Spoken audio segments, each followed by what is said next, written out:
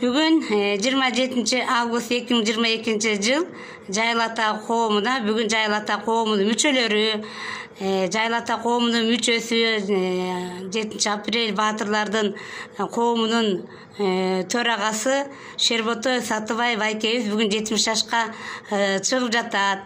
Коомдун мүчөлөрү азыр куттуктоо сөздөрүн айталы деп отурушат. Азыр куттуктоону Сагынбай Байке айтып коюңуз. Айтыңыздар, бүгін 70 жашқа Сатыбек Ақсақал біздің қатарымызда коомдун мүчөсү 70 жашқа чыгып отурат.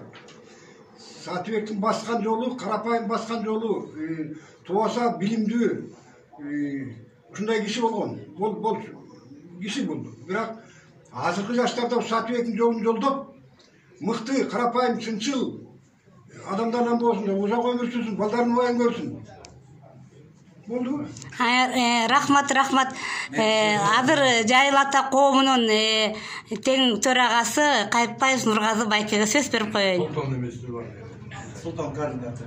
Эми биринчиден айтарым, урматтуу туугандар, бүгүн мына Сатыбай Байкебиздин 70 жылдык юбилейи деп ушул жерге коомго келип Байкени куттуктап атканга мен сиздерге чын ыраазымын.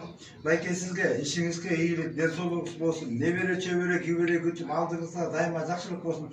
Ушул коомдо аксакалыбыз болуп, баш көчүрүп, бизге акыл насыят жолуп тилегенибиз өмүрүңүз узун болсун, бактылуу талаа болот. Жеңе мөкөңөр тең картайгыла.